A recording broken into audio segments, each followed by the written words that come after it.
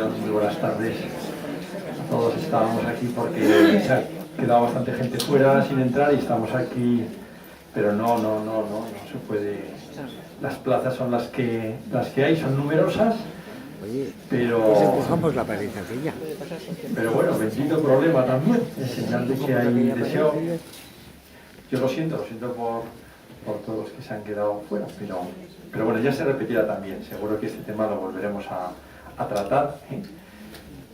Son todos temas muy bonitos y desde luego pues hoy por eso venimos. Este tema que vamos a tratar pues para la Asociación Reyes de Europa es muy especial porque es uno de los hitos en nuestras raíces culturales. Vamos a hablar de un momento de singular esplendor. Nos vamos a acercar a la Atenas de Pericles, a la Atenas de Fidias, a esa Atenas de la que nos quedan pues restos tan excepcionales como es la Acrópolis, como es el Partenón. Mucho tema para el que hablar, no mucho tiempo, y lo vamos a hacer de la mano de Eva Tobalina, con la que volveremos a disfrutar, sin duda, porque el tema desde luego es muy brillante y porque Eva lo sabe hacer de un modo espléndido. Yo me callo, cedo la palabra a Eva, dándole las gracias de nuevo por estar con nosotros y a todos ustedes por estar una vez más con nosotros. Muchas gracias. Eva, tienes la palabra.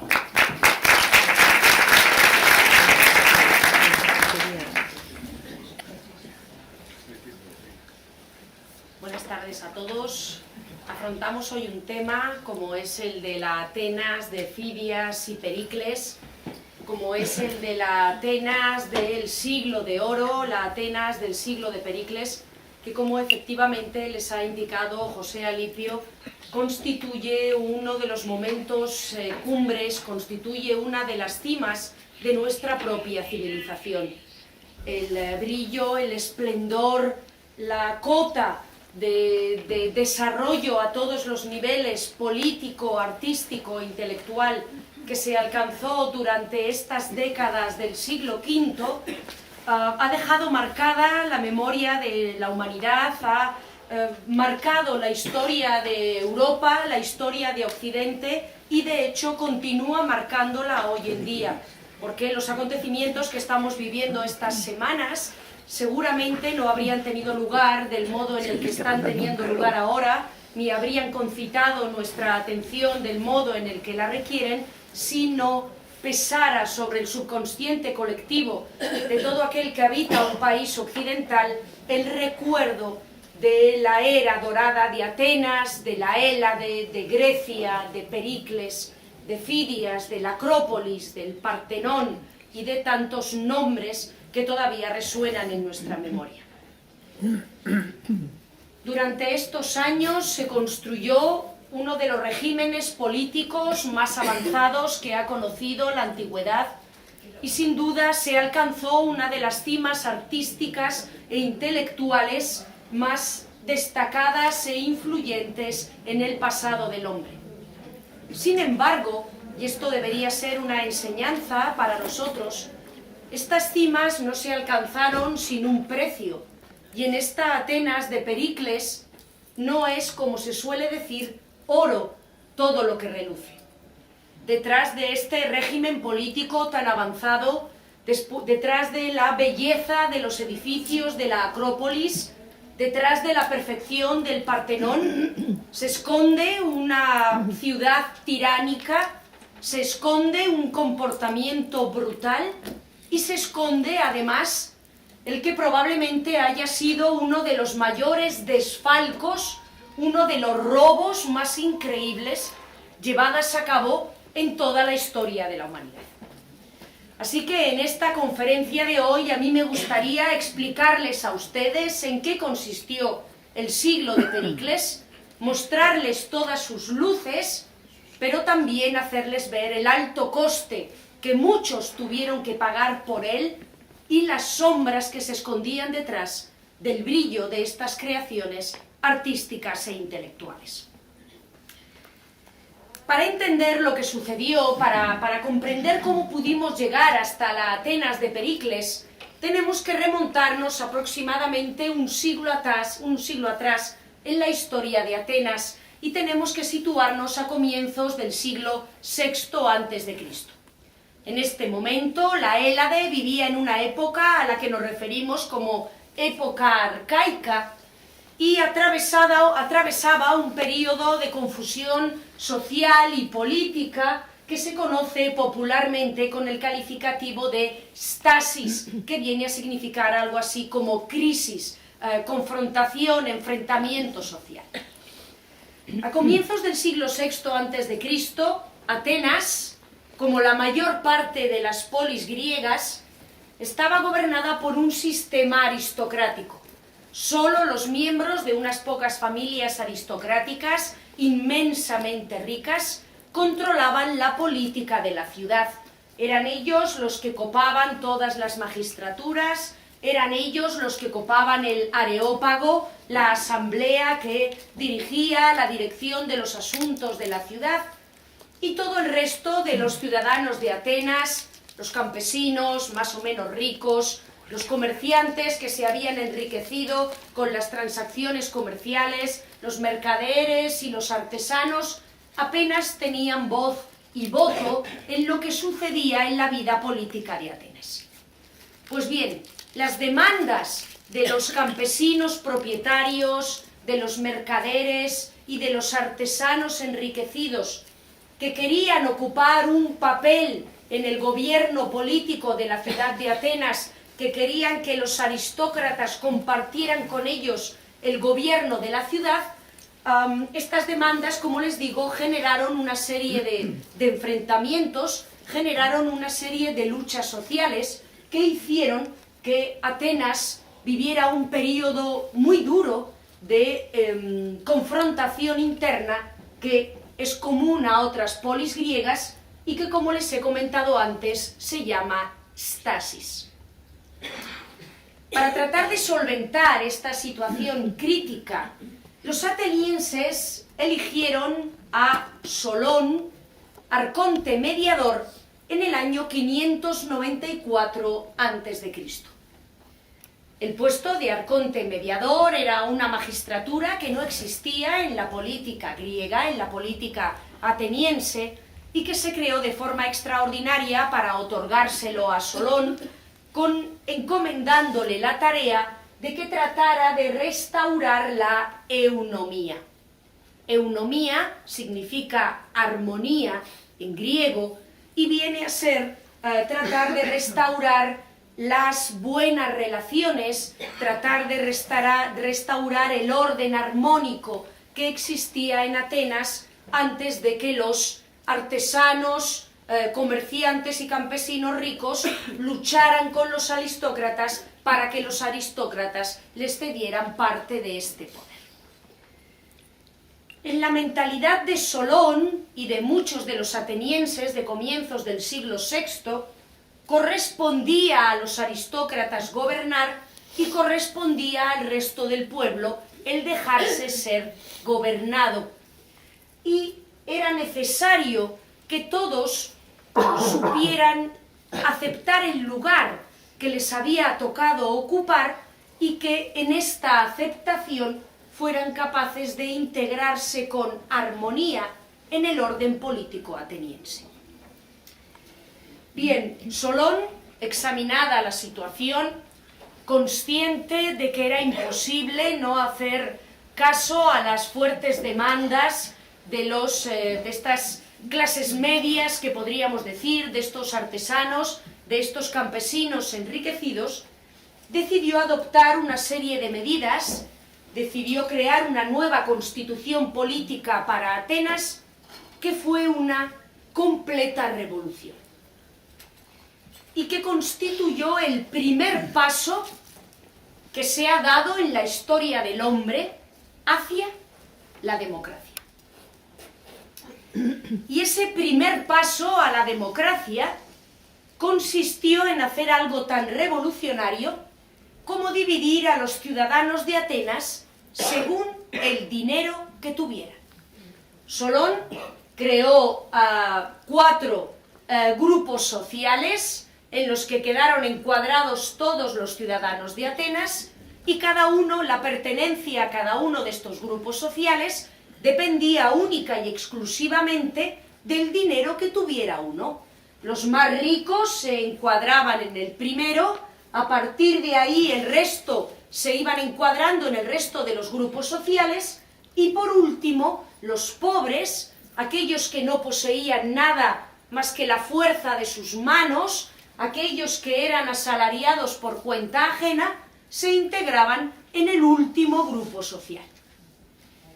Pues bien, después de dividir a todos los atenienses, a todos los ciudadanos atenienses, según el dinero que tuvieran, Solón permitió que los más ricos ocuparan los principales cargos políticos, que los de los grupos intermedios entraran en el ejército en calidad de hoplitas, en calidad de soldados de infantería pesada, e incluso permitió a los más pobres enrolarse en la flota de guerra ateniense como marineros. Hoy en día, a finales de febrero del año 2015, dividir a la gente según su dinero y concederles derechos políticos en función del dinero que uno tiene, nos podría parecer algo muy alejado de lo que debería ser un régimen democrático. Pero a comienzos del siglo VI a.C., esto era una revolución. Porque por primera vez se dividía a la gente según su dinero y no según su sangre. Y eso era algo extremadamente democratizador, porque al entregar el gobierno de la ciudad a los más ricos, por primera vez el ascenso social, el ocupar la preeminencia de la sociedad en Atenas, no dependía estrictamente del color de la sangre que uno tuviera, de la familia en la que uno hubiera nacido, sino que dependía de, hasta cierto punto, el mérito personal y de la capacidad de uno de, partiendo de la pobreza y habiendo nacido en una familia corriente, mediante su inteligencia y su trabajo, uno podía medrar, convertirse en rico y formar parte de la élite que gobernaba en Atenas. Así pues, la Constitución de Solón, la nueva forma de organizar la política ateniense, fue algo revolucionario que muchas otras ciudades y otros estados, como la República Romana, imitaron al momento. Sin embargo, las reformas de Solón no terminaron con la stasis ateniense. Los más pobres seguían reclamando un lugar en la política de Atenas. Los más ricos argumentaban que los aristócratas todavía conservaban demasiados privilegios, y a lo largo del siglo VI la política ateniense siguió siendo convulsa. A mediados de la centuria, un tirano, Pisístrato, se hizo con el poder y lo ocupó durante varios años. Le sucedieron a este tirano sus hijos, los Pisistrátidas, que fueron asesinados y murieron en circunstancias violentas. Y a finales del siglo VI, a pesar de la reforma de Solón, Atenas seguía sumida en un clima político extremadamente convulso. Fue entonces cuando llegó al poder en la ciudad el hombre al que podemos atribuir en justicia la invención de la democracia. Ese hombre era miembro de una de las más brillantes familias aristocráticas de Atenas, los Alcmeónidas, pero también era profundamente consciente de que las diferencias sociales y la imposibilidad de los más pobres de acceder al gobierno de la ciudad estaban lastrando el crecimiento en Atenas y estaban condicionando toda la vida interna de la ciudad. Así que Clístenes, que se convirtió en arconte, uno de los 3 magistrados que dirigían la política ateniense en el año 507 a.C., decidió introducir un principio completamente revolucionario en la vida política ateniense. de la eunomía de Solón, de la idea de que cada uno tenemos que aceptar el lugar en el que nuestro nacimiento nos ha colocado y debemos conformarnos con obedecer o con mandar según si somos ricos o pobres. Clístenes pasó al principio de la isonomía, pasó al principio de la igualdad. Por primera vez, Clístenes defendía la idea en Atenas de que todos los ciudadanos, independientemente de su nivel de renta, independientemente de sus riquezas y de su nacimiento, debían ser iguales, y que en consecuencia todos los ciudadanos, independientemente del dinero que tuvieran, debían formar parte del gobierno y de la toma de decisiones en la ciudad de Atenas. Así que a pesar de que el nombre de Pericles sea el que resuene en nuestros oídos y el que se haya llevado el mérito de llevar la democracia a su máxima expresión, es Clístenes, por otro lado antepasado de Pericles, quien realmente debe merecer el mérito de haber inventado un sistema político nuevo en la historia de la humanidad que pasó a llamarse democracia. ¿En qué consistía la democracia de Clístenes? ¿En qué consistía este régimen político inventado por él, que defendía el principio de la isonomía, de la igualdad entre los ciudadanos, y que entregaba el gobierno de Atenas, en teoría, a todos los atenienses? Para entender la democracia ateniense tenemos que enfrentarnos a un montón de extrañas palabras en griego. En primer lugar, Clístenes entregó todo el poder en Atenas a la asamblea de ciudadanos de Atenas. Una asamblea que se llamaba eclesía y que reunía a todos los ciudadanos varones mayores de edad de la ciudad de Atenas.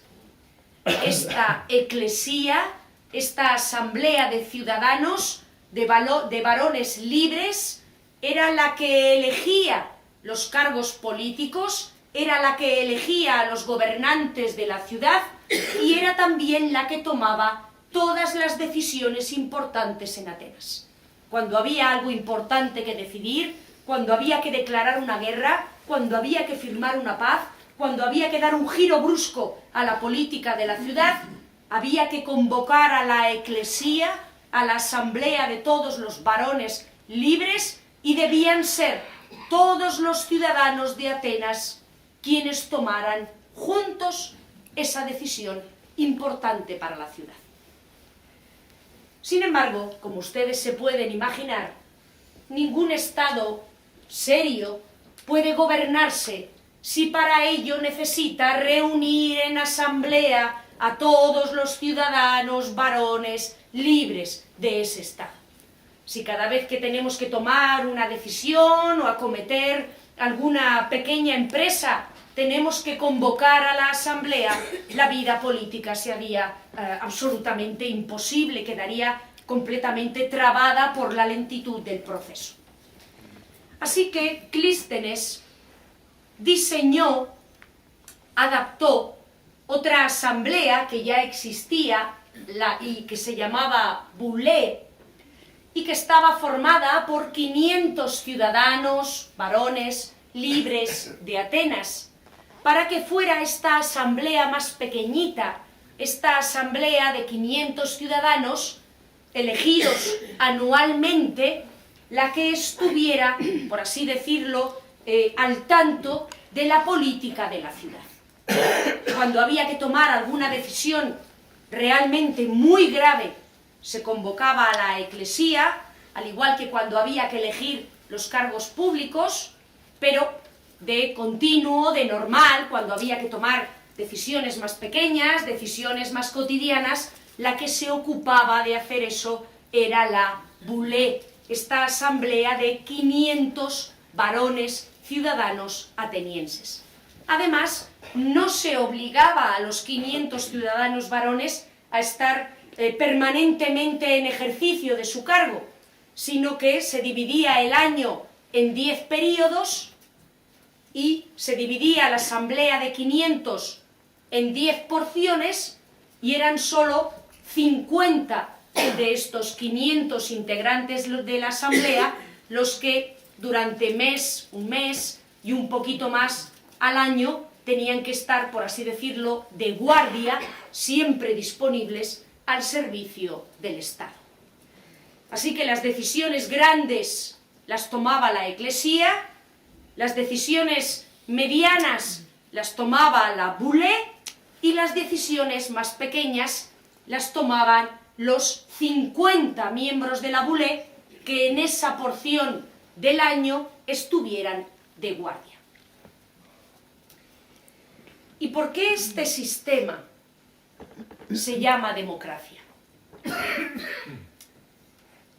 Tradicionalmente se ha traducido la palabra demos como pueblo y la palabra kratía, kratos, como poder. Y se ha dicho que este sistema de gobierno inventado por Clístenes a finales del siglo VI a.C. se llama democracia porque entrega el poder al pueblo. Eso es una simplificación que altera completamente el sentido real de la reforma de Clístenes.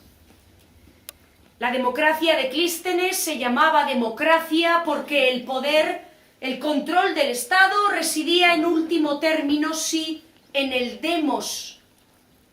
Pero el demos no era el pueblo de Atenas. El demos era una circunscripción territorial creada por Clístenes para gobernar la ciudad. Miren, lo que hizo Clístenes fue dividir todo el territorio de la ciudad de Atenas en pequeñas porciones que se llamaban demos. En el interior de Atenas, un demos venía a equivaler más o menos a un barrio de la ciudad. Y fuera de la ciudad de Atenas, en el territorio del campo ateniense, un demos era cada una de las pequeñas aldeas y de los pequeños pueblecitos que había en el campo. Pues bien, cada una de estas porciones territoriales en las que se dividió la ciudad de Atenas, los barrios en la ciudad y los pueblos y las aldeas en el campo, vino a llamarse demos. Y cada uno de estos demos, cada uno de estos barrios, cada uno de estas aldeas, se gobernaba a sí mismo de forma autónoma. Cada demos administraba sus finanzas, recaudaba y gastaba sus impuestos. Cada demos decidía quién de los muchachos, de los chicos del demos iba a la guerra y qué puesto ocupaba. Y cada demos decidía quién de los ciudadanos del demos se integraba en la Boulé. Así que como eran los demos los que gestionaban las finanzas de Atenas, los impuestos de Atenas, como eran los demos los que organizaban el reclutamiento militar en Atenas, y como eran los demos los que escogían a los miembros de la Boulé, que era la asamblea de 500 que se hacía cargo del gobierno de la ciudad a lo largo de todo el año, en grupos de 50, por eso el poder en Atenas residía en el demos, pero no en el pueblo, sino en cada una de las circunscripciones territoriales creadas por Clístenes. Naturalmente, este nuevo sistema de gobierno, completamente revolucionario, se encontró con un montón de opositores. Aristócratas que no querían ceder poder, ricos que tampoco querían ver cómo sus derechos se veían recortados por los más pobres, y Clístenes se sintió en la necesidad de organizar un sistema que permitiera garantizar la supervivencia del nuevo régimen político. Ese sistema ha pasado al vocabulario de Occidente y se llama ostracismo. El ostracismo funcionaba de una manera muy sencilla. Todos los años se reunía a la eclesía, a la asamblea de varones, ciudadanos, libres de Atenas, y se les entregaba un ostracón, un trocito de cerámica. Cada ciudadano podía escribir en ese trocito de cerámica el nombre que le diera la gana de la persona que ese ciudadano considerara que era una amenaza para la democracia. Cuando el ciudadano había escrito el nombre de la persona que él creía que amenazaba la democracia ateniense, lo depositaba en una cesta. Al final de la asamblea se recontaban todos los óstraca, todos los trozos de cerámica. Y si una persona había aparecido en 6.000 óstraca, si 6.000 ciudadanos atenienses pensaban que esa persona era una amenaza para la democracia, automáticamente esa persona debía exiliarse de Atenas y de su territorio por el plazo de 10 años, durante los cuales le estaba completamente prohibido acercarse a la ciudad. Como les acabo de comentar, el régimen de Clístenes, la democracia ateniense, fue una completa revolución. Nadie en toda la tierra había creado hasta este momento un régimen en el que un porcentaje tan amplio de la población participara de los asuntos de la vida pública. Pero con ello no piensen que la democracia de Clístenes, ya hemos visto que no significa precisamente poder para el pueblo, no piensen que la democracia de Clístenes se parecía a nuestras modernas democracias.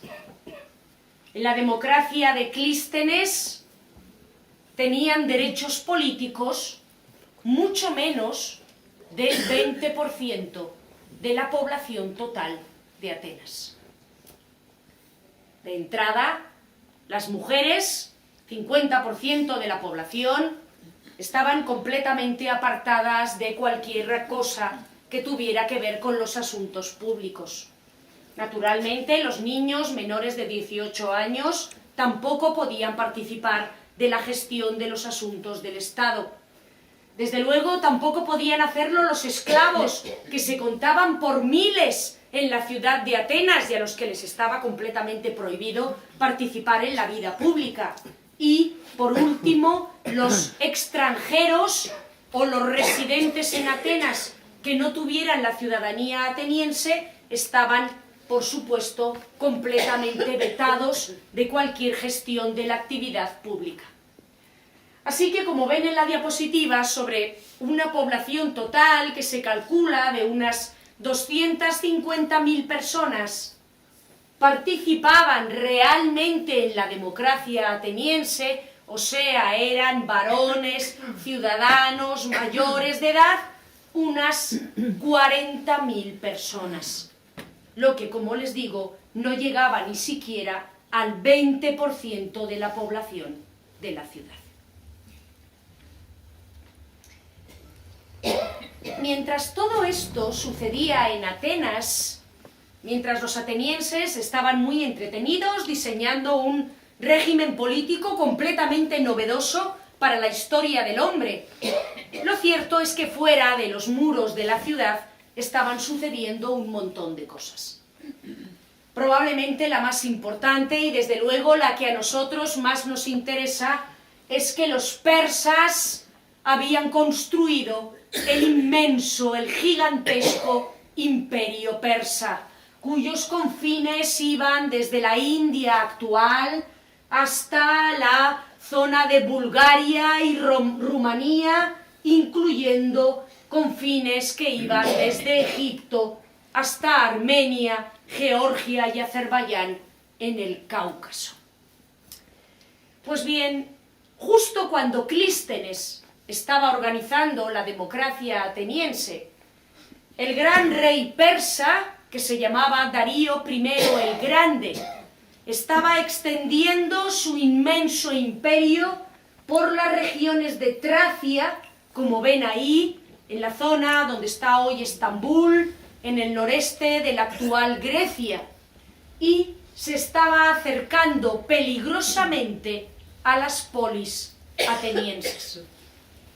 De hecho, cuando ya Clístenes había terminado de organizar la democracia ateniense y cuando los atenienses estaban todavía dando los primeros pasos en este sorprendente régimen político, a finales de la década de los 90 del siglo V a.C., llegaron a la ciudad de Atenas mensajeros del gran rey persa.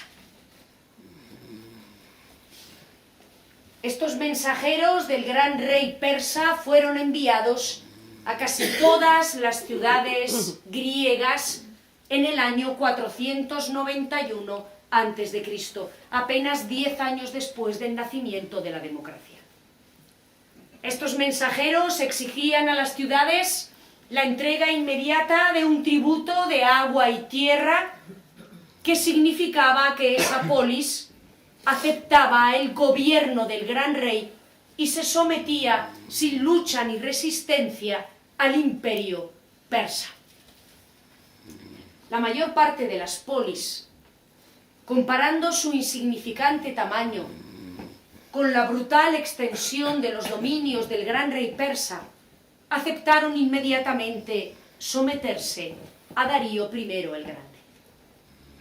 Sin embargo, dos polis griegas, Atenas y Esparta, junto con algunas pequeñas ciudades más como Platea, se negaron en redondo a someterse al gran rey. Los atenienses tenían buenos motivos para ello, pues el gran rey era enemigo de su sistema democrático y lo más probable es que si Atenas caía en manos de los persas, la ciudad debería volver al régimen aristocrático o al régimen oligárquico precedente de Solón. El gran rey recibió sin inmutarse la noticia de que algunas pequeñas ciudades se resistían a su dominio y el año 490 un ejército persa atravesó las islas Cícladas en el corazón del Egeo y se dirigió a la ciudad de Atenas. Comenzaba entonces, a mediados del año 490 a.C., la primera guerra médica. La primera de las dos guerras que enfrentaron a los griegos y a los persas. El ejército persa desembarcó en la zona de Atenas, en la península del Ática, en un lugar, en una pequeña llanura llamada Maratón. Allí los persas pudieron desplegar su ejército y planeaban dirigirse por tierra hasta la ciudad de Atenas, que se encontraba a unos 40 kilómetros. A su encuentro salieron los soplitas atenienses comandados por Milcíades, que a pesar de que lucharon contra las tropas del gran rey en inferioridad numérica y que tuvieron que lanzarse a la carrera para evitar los flechazos de los excelentes arqueros del ejército persa, consiguieron derrotar a las tropas persas en esta batalla de Maratón. Cuando los persas vieron ya perdida la batalla, decidieron embarcar las tropas que les quedaban, que todavía eran muy numerosas, y rodear la península ática por el cabo Sumnion para desembarcar en la ciudad de Atenas. Todos los varones atenienses, todos los soldados atenienses estaban combatiendo en la llanura de Maratón y la ciudad estaba completamente desprotegida. Así que si la flota persa que hacía el recorrido que ustedes ven marcado en amarillo, llegaba a la ciudad de Atenas antes de que los soplitas persas que acababan de ganar la batalla llegaran por tierra, la ciudad estaría perdida y la victoria de Maratón no habría servido de nada.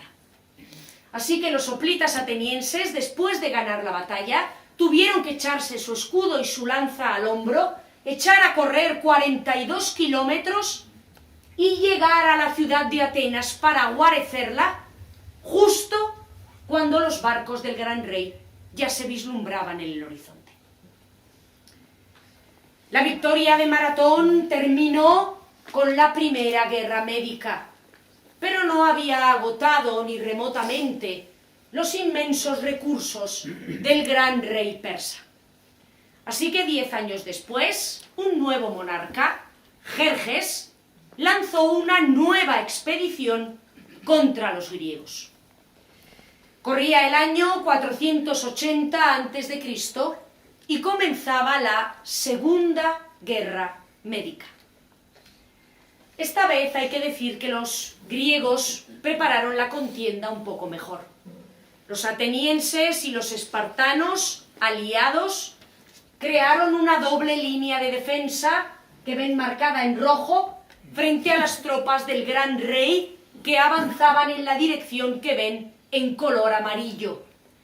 La primera línea de defensa estaba en las Termópilas, un desfiladero muy estrecho en el que los griegos esperaban contener las tropas del gran rey persa. La segunda línea de defensa estaba en otro desfiladero, en este caso en el istmo de Corinto, protegiendo la ciudad de Corinto y la península del Peloponeso, donde se encontraba Esparta. Sin embargo, la segunda línea de defensa tenía un pequeño problema.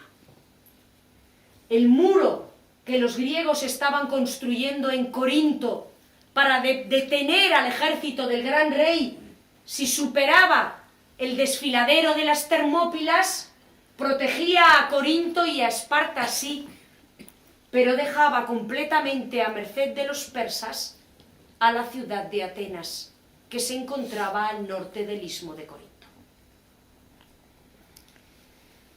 En agosto del año 480, Jerjes penetró con su ejército en la Hélade, llegó hasta las Termópilas y, como saben, a pesar de la heroica resistencia de los espartanos de Leónidas, las Termópilas cayeron y el ejército del gran rey superó la primera línea de defensa.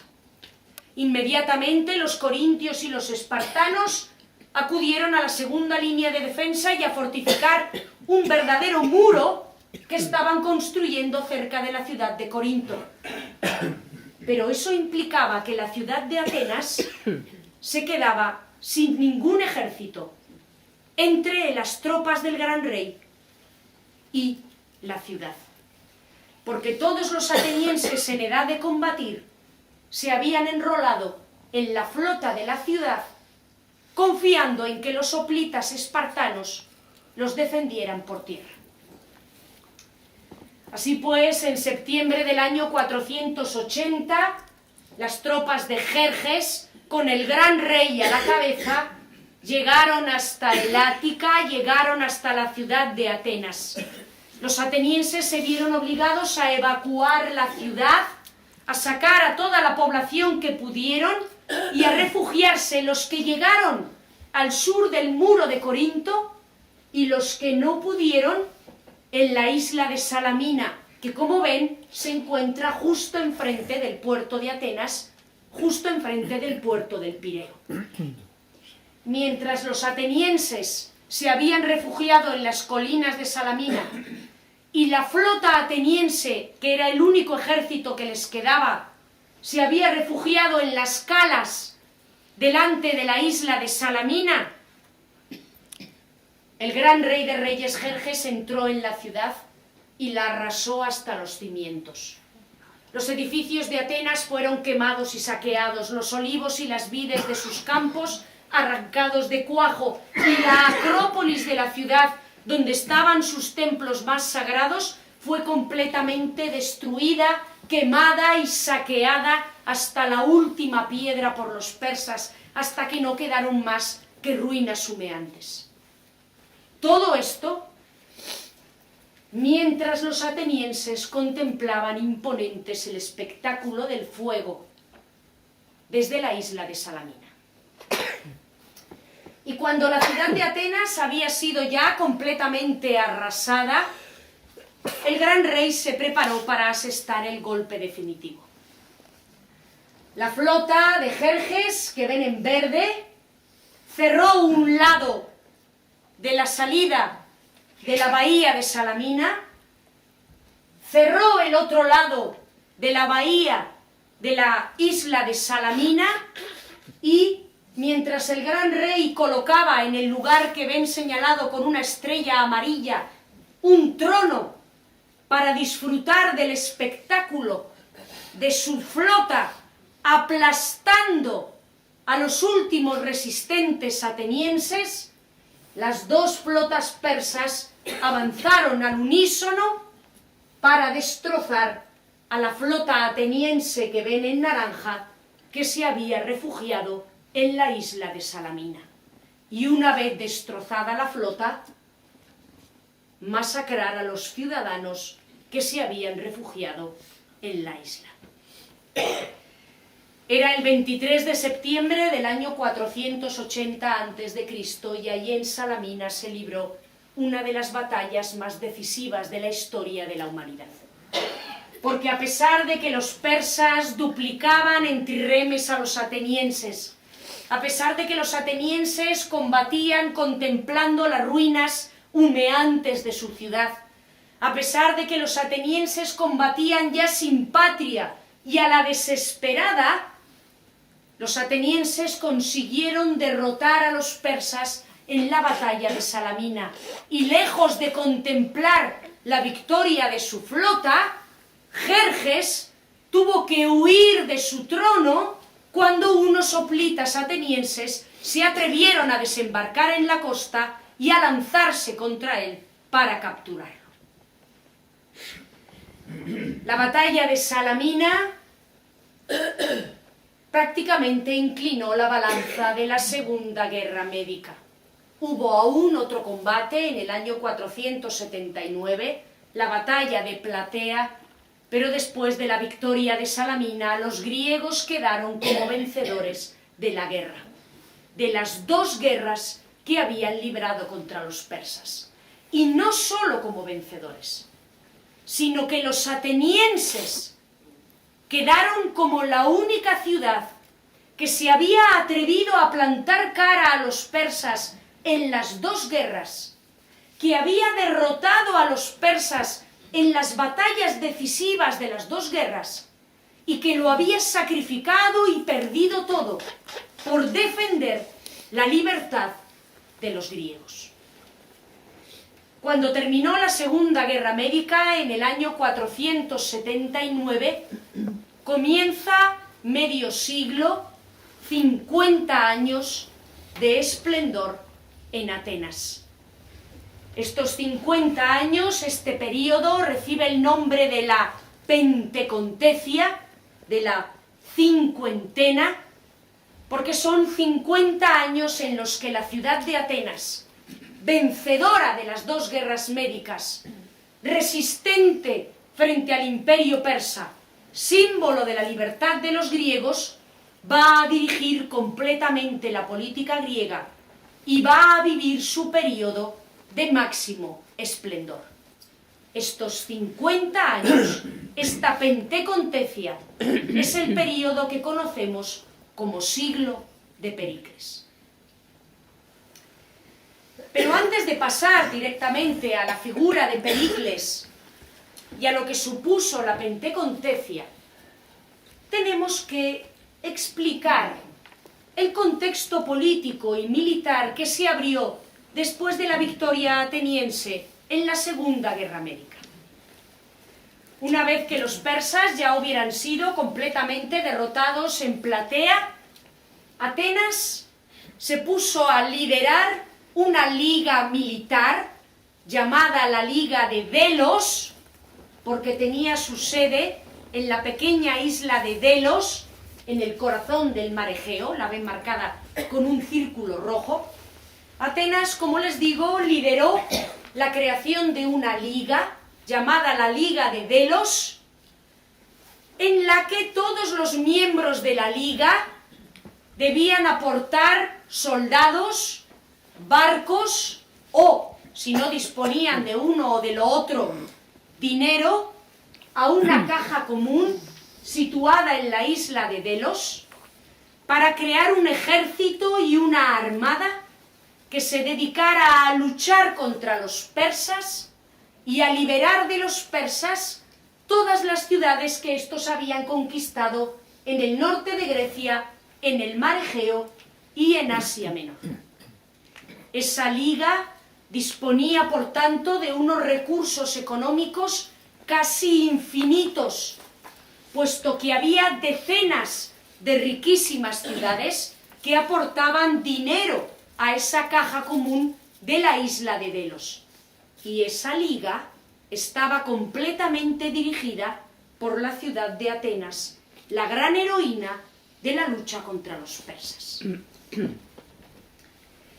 Es en este momento cuando se convierte en el líder de la ciudad de Atenas, un descendiente del clan aristocrático de los Alcmeónidas, un descendiente del creador de la democracia, Clístenes, que se llamaba Pericles. Pericles, como ven, había nacido poco antes del comienzo de la Primera Guerra Médica. Él había vivido todo este enfrentamiento contra los persas como un niño. Era un niño de 5 años cuando la batalla de Maratón y tenía 15 cuando los atenienses lucharon a la desesperada en la batalla de Salamina.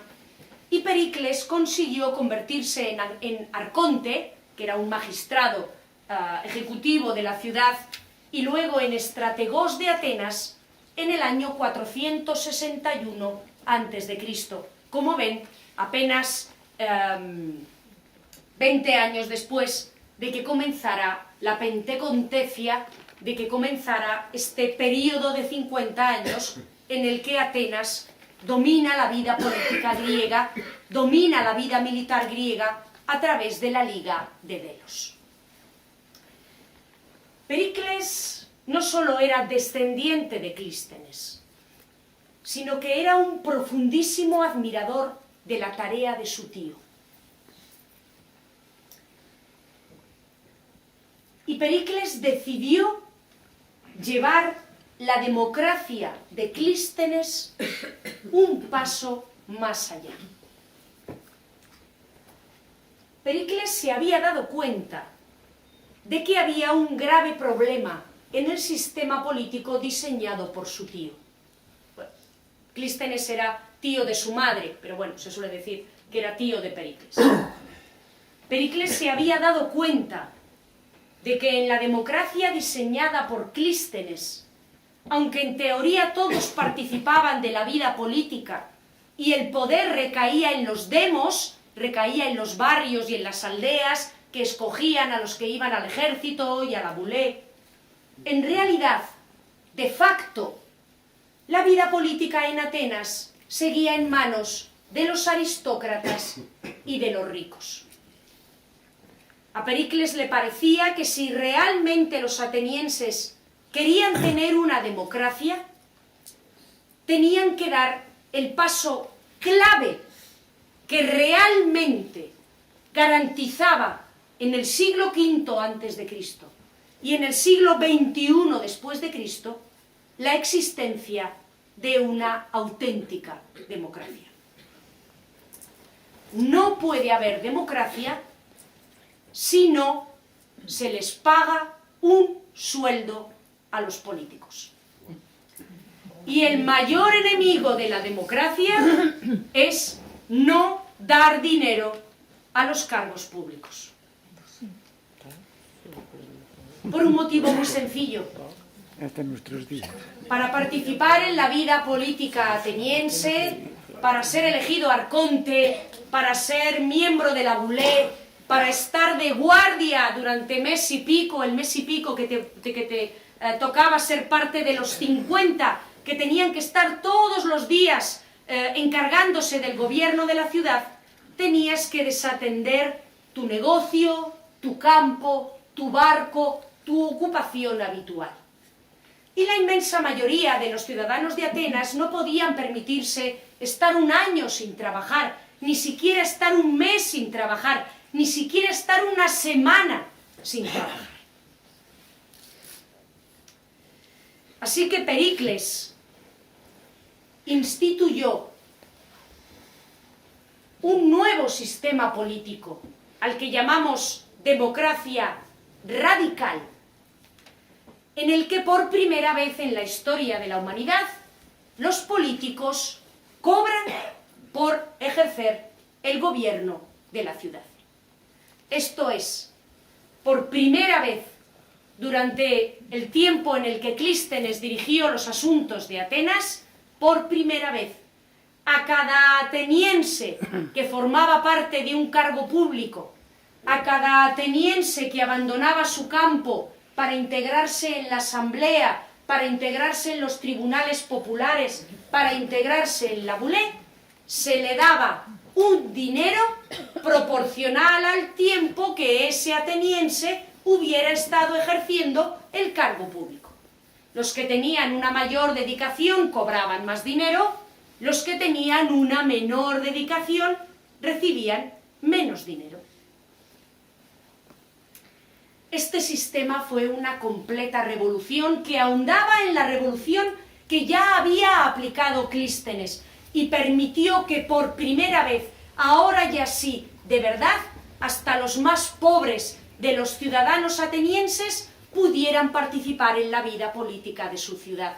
Y fue esta medida, la instauración de la democracia radical, lo que permitió que Clístenes fuera un hombre tan inmensamente popular entre los atenienses que dirigió los asuntos de la ciudad, como ven, desde el año 461 hasta el año 429, durante más de 30 años.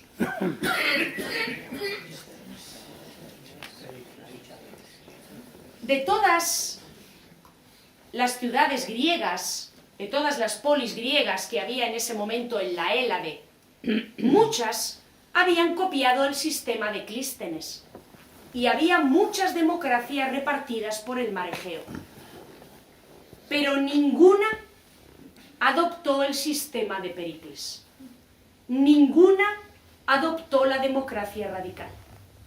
La Atenas de Pericles fue la única ciudad y el suyo fue el único régimen político en el que los cargos públicos recibían un sueldo. Y esto no es porque el resto de los griegos no quisieran tener una democracia radical, no es porque el resto de las ciudades no envidiaran el sistema de Pericles y el sistema de Atenas, es porque el resto de las ciudades no se lo podía permitir. Pagar a los cargos públicos implicaba, como todos ustedes saben, realizar un considerable desembolso de dinero. Un considerable desembolso de dinero que iba muchísimo más allá de lo que podían afrontar las arcas de Atenas. Con el dinero que los atenienses recaudaban con los impuestos, no se podía hacer frente al pago de los salarios de los políticos de Atenas. El dinero que pagó la democracia radical ateniense no salió de los bolsillos de los atenienses. Justo cuando Pericles instituyó su democracia radical, el tesoro de la Liga de Delos, el tesoro que servía para crear un ejército para luchar contra los persas y liberar a las ciudades del mar Egeo del yugo del gran rey, se trasladó a la ciudad de Atenas, donde, decían los atenienses, estaría más protegido y seguro. Y en el momento en el que el tesoro se trasladó a la ciudad de Atenas, los atenienses empezaron a disponer de él. Y es el tesoro de la Liga de Delos el que pagaba los cargos públicos de Atenas. Y es el tesoro de la Liga de Delos el que sufragó la democracia radical. Así que efectivamente no hubo ningún sistema más avanzado en su tiempo y tardó siglos en haberlo después. Pero ese sistema solo se pudo construir a partir del robo y del latrocinio más descarados. Igual que ahora. El tesoro de la Liga de Delos era tan grande que no solo servía para pagar los gastos de los políticos atenienses.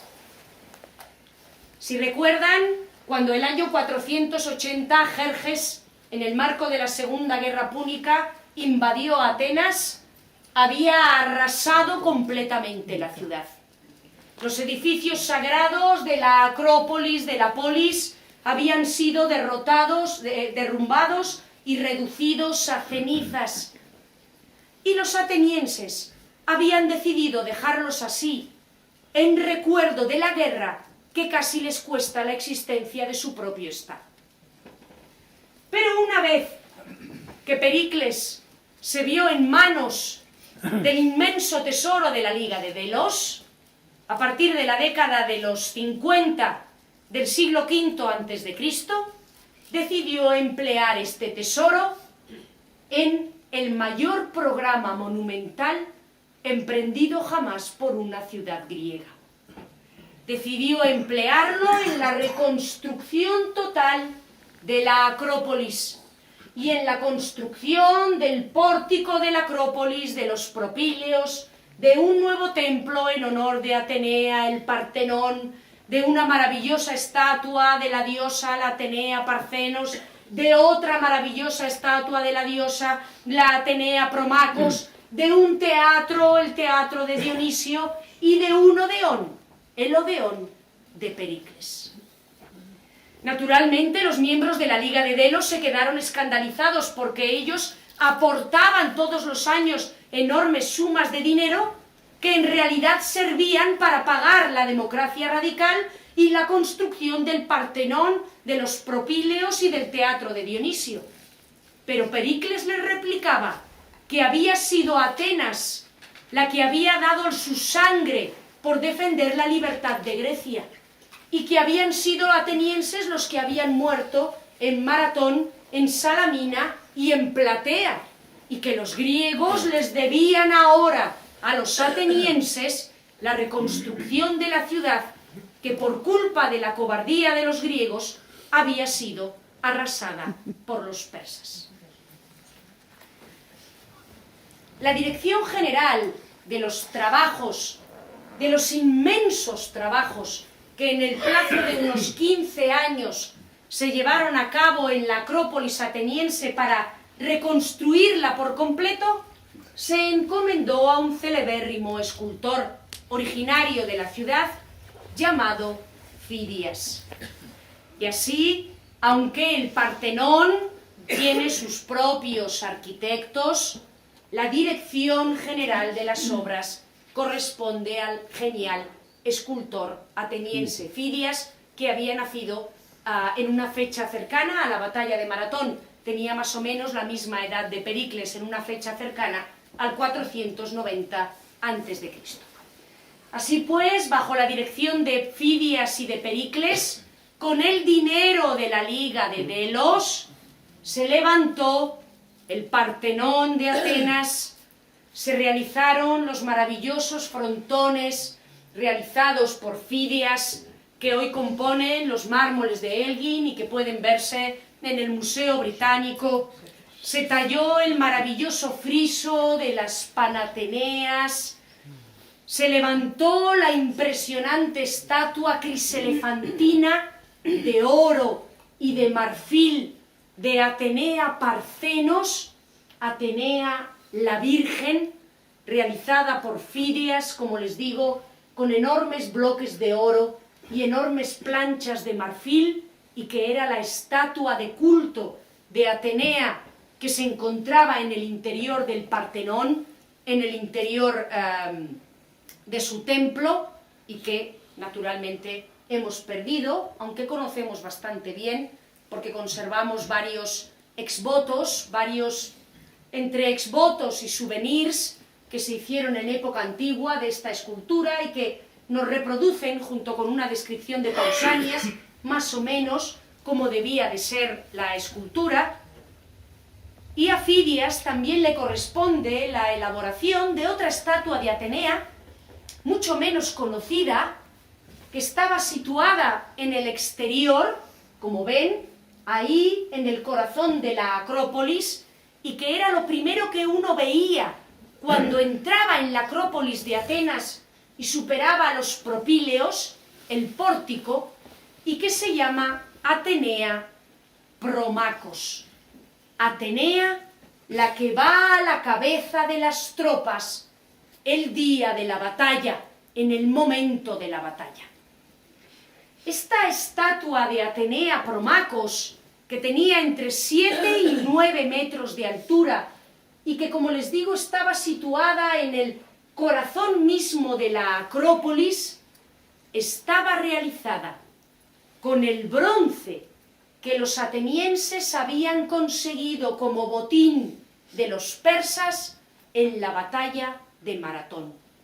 Y tenía un simbolismo enorme para los atenienses, porque fue realizada con ese bronce, porque era la Atenea que lideraba a los atenienses en la batalla, porque tenía la lanza y el casco cubiertos de oro, y porque cuando los atenienses se acercaban en barco a su ciudad y cruzaban el cabo Sumnion, el cabo que se encuentra en la punta del Ática, sabían que se acercaban a Atenas porque en lo alto de la ciudad veían brillar a lo lejos la punta de la lanza dorada de Atenea Promachos, de Atenea, la que había dirigido a los atenienses a la victoria. Este siglo de Pericles, este período de oro, esta Pentecontecia, no fue solo un período de oro en lo político, militar o artístico, escultórico. También fue un siglo de oro en el arte del teatro.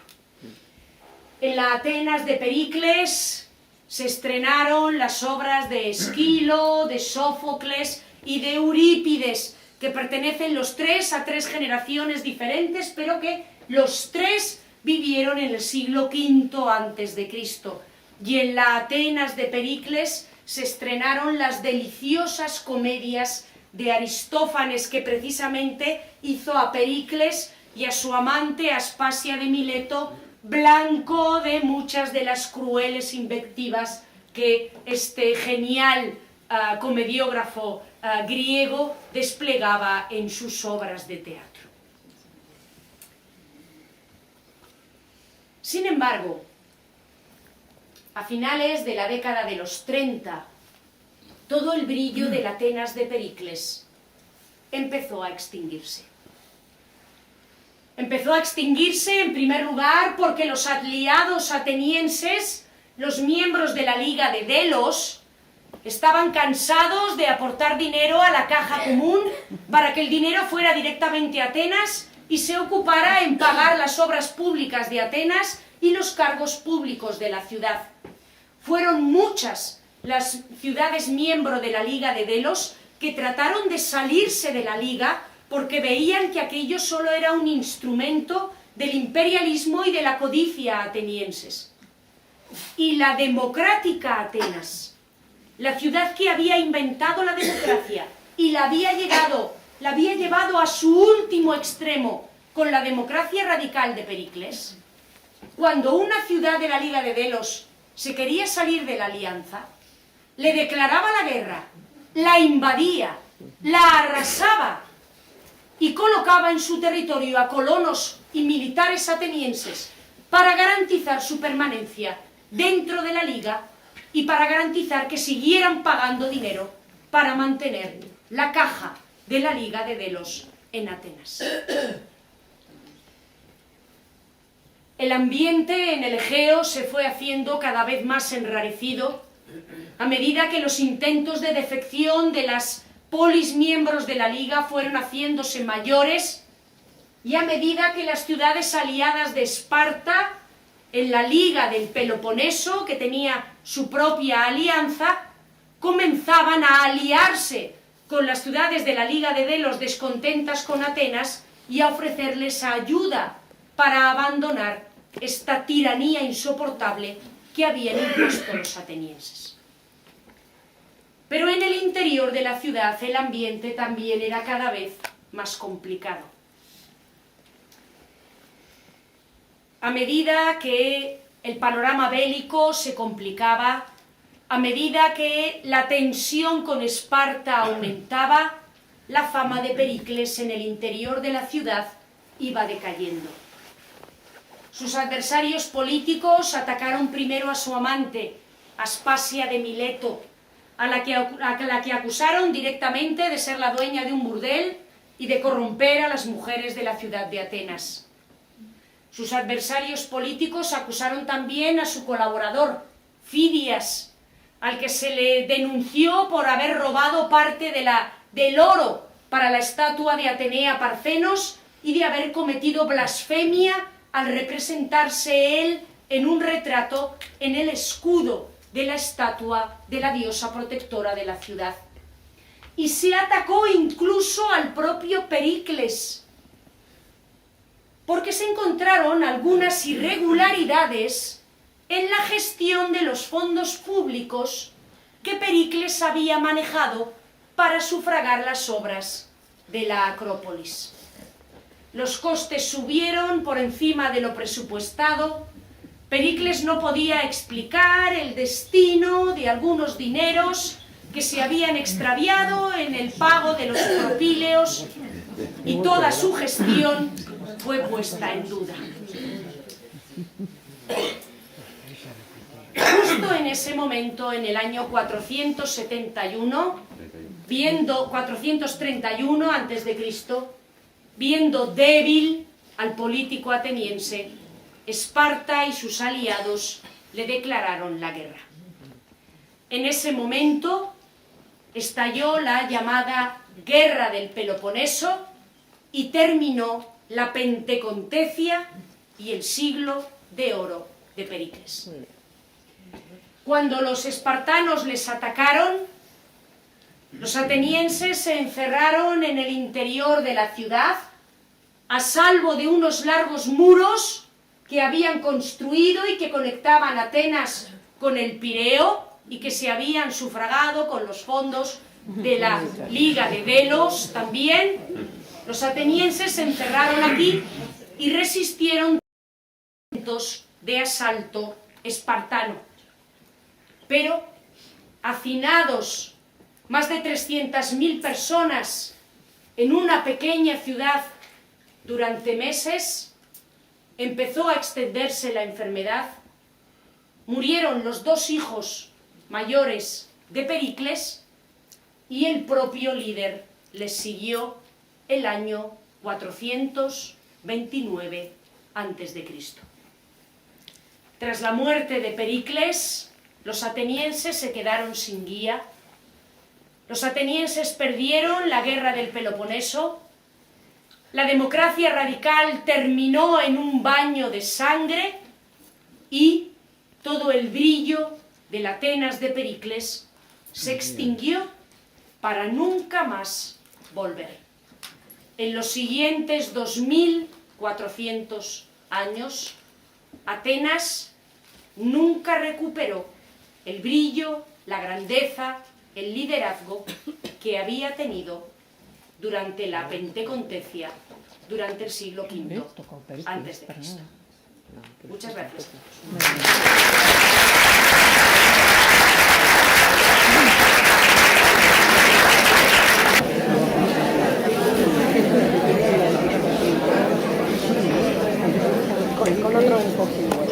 Bueno, nos hemos enterado de más cosas.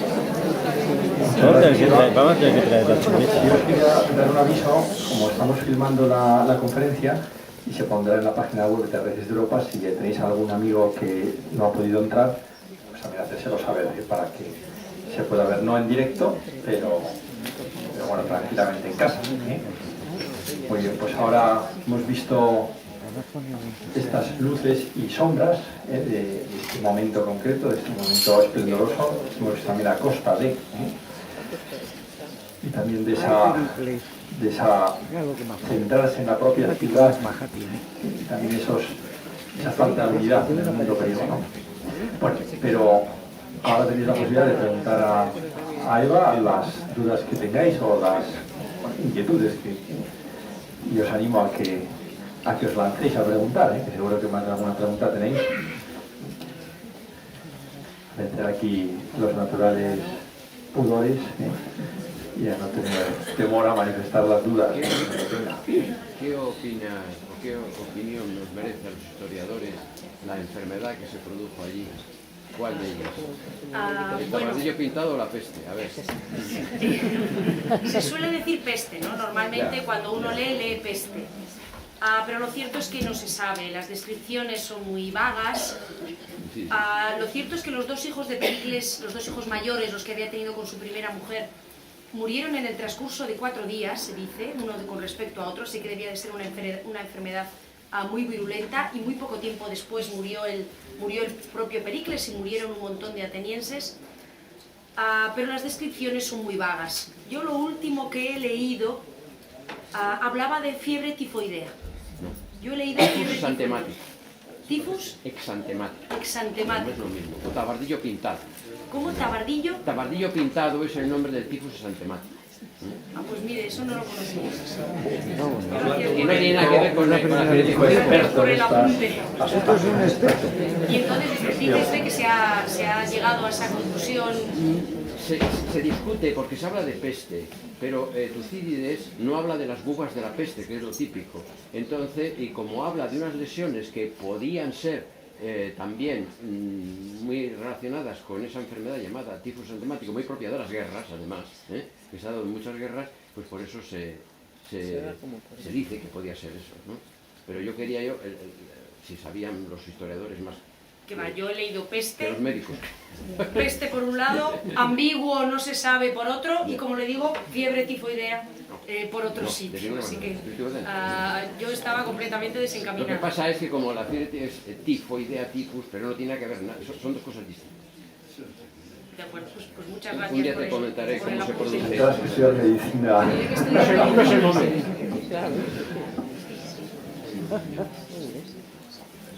¿Alguna pregunta? Después de la batalla de Salamina, si se exterminaron a todas las mujeres y a todos los que estaban en la isla, ¿quién repobló otra vez Atenas? No, la isla se salvó.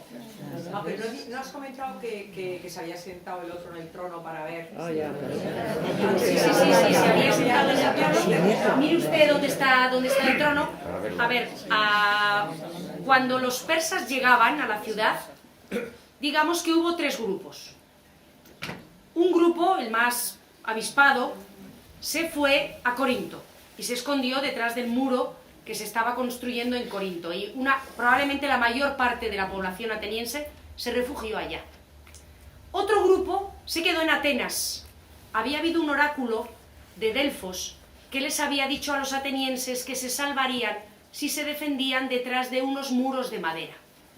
Y había como unas vallas de madera allí en la zona de la Acrópolis, y unos descerebrados, pues porque no tienen otro nombre, pues se decidieron atrincherarse allá fiándose del oráculo de Delfos.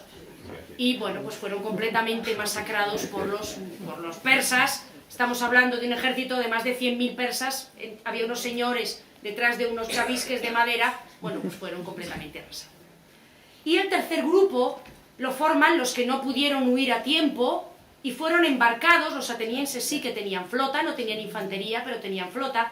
Fueron embarcados en el puerto del Pireo y fueron llevados a la isla de Salamina.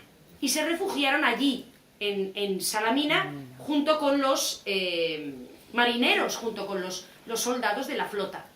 Y cuando llegó la mañana del 23 de septiembre y Jerjes lanzó el ataque contra Salamina, perdió la batalla, así que la isla nunca pudo ser conquistada. Al contrario, los atenienses desembarcaron en la zona donde estaba el propio Jerjes, y el gran rey, después de maldecir contra sus ejércitos de muchas maneras, pues el gran rey tuvo que huir literalmente para escapar de los que enemigos. habían exterminado y que luego había habido la otra pensaba.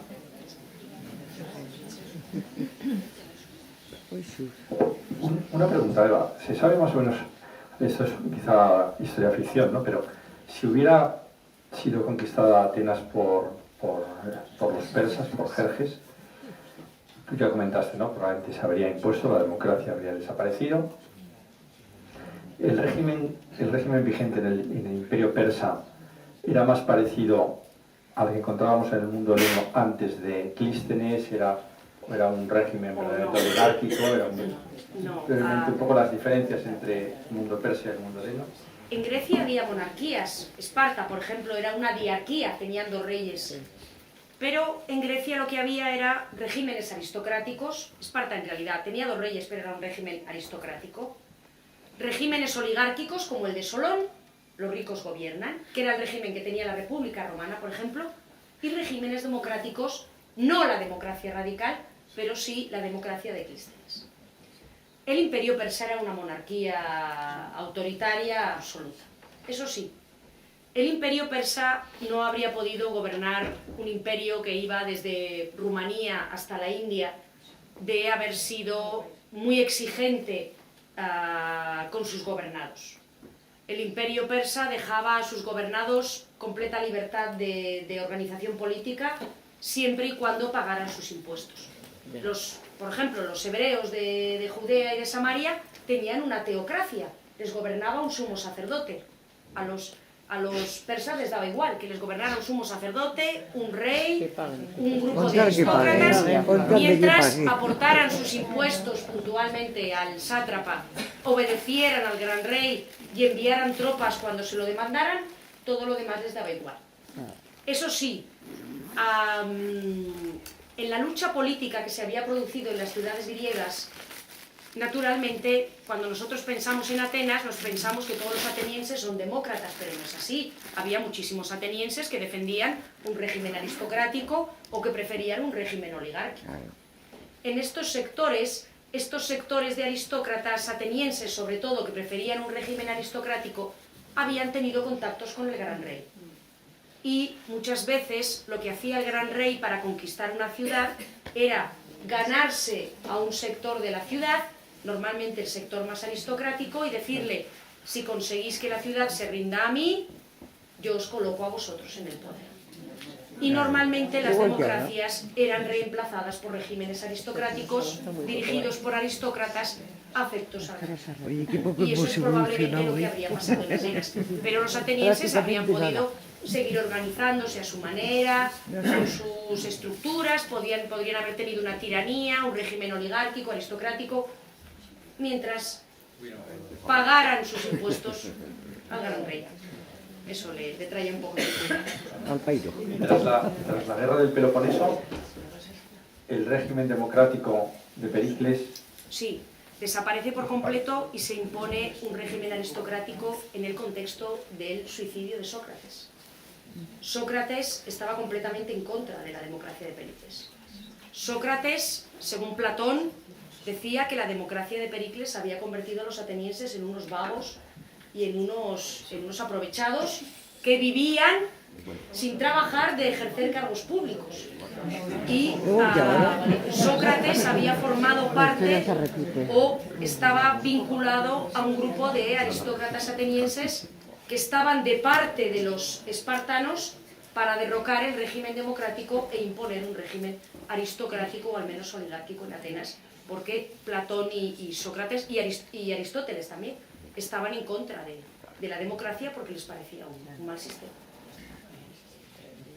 Una cosita, o sea, las ciudades principales eran Esparta, Atenas, y luego Grecia. Grecia como tal, ¿qué ocupaba? Sí. O sea, los griegos... Sí, ¿quiénes eran los griegos o dónde estaban? ¿No?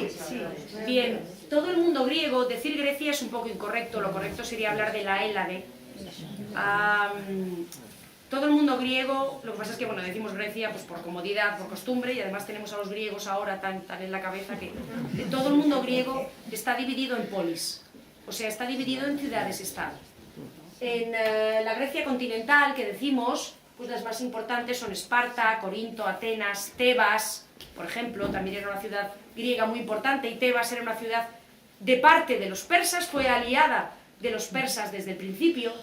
Y luego tenemos otro montón de polis en las islas del Mar Egeo y otro montón de polis en la zona occidental de la actual Turquía, en Asia Menor, donde tenemos a Pérgamo, a Mileto, a Éfeso, a Halicarnaso, que eran ciudades que en este momento, durante las guerras médicas, están en manos de los persas, están dentro del imperio persa.